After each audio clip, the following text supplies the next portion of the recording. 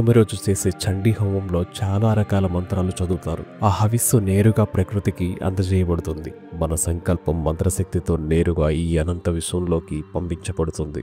అప్పుడు మనం కోరుకున్నది మనకు దక్కడానికి అవకాశాలు చాలా ఎక్కువగా ఉంటాయి. ఇంకో విషయం ఏమిటంటే పౌర్ణమి అమావాస్య తిథుల్లోనే ఆయుర్వేద ఔషధాలను తయారు చేస్తారు. ఈ సర్వ మానవాళి అవసరార్థం మనకు మంత్రశాస్త్రాలు, తిథులు, నక్షత్ర గమనాలు, ప్రకృతిలో మార్పులు, యోగ శాస్త్రం, ఆయుర్వేదం ఇలా చాలా రకాల శాస్త్రాలు మనకు అందించబడ్డాయి. వీటికి సంబంధించిన రిఫరెన్స్లు మనం మహాభారతంలో కూడా చూడవచ్చు. ఏ యజ్ఞం చేసినప్పుడు ఏ ఫలితం వస్తుంది, ఏ సమయంలో శివారాధన, దేవి ఆరాధన చేయాలి అనేది ఒక్కో సందర్భంలో మనకు మహాభారతం మొత్తంలో కనిపిస్తుంది. పౌర్ణమి సమయం సంభవించడానికి ముందు ఏకాదశి రోజు ఉపవాసం ఉంటే ఆరోగ్యానికి మంచిది. ఆ సమయంలో శరీరం డీటాక్స్ చేయబడుతుంది. క్యాన్సర్ మరియు హానికారక కణ సముదాయం ఆ సమయంలో శరీరంలో నాశనం చేయబడుతుంది. మనస్సు నిలబడుతుంది. శ్వాసను దీర్ఘంగా తీసుకోగలుగుతాము. ఆ రోజు సెల్ ఎలిమినేషన్, సెల్ బ్యాలెన్స్ మరియు సెల్ జనరేషన్ శరీరంలో స్పీడప్ అవుతుంది. ఈ విశ్వంలో ఎక్కువ స్థాయిలో పాజిటివ్ ఎనర్జీ ఉంటుంది. మన ఆరోగ్యం మెరుగుపడటంతో పాటు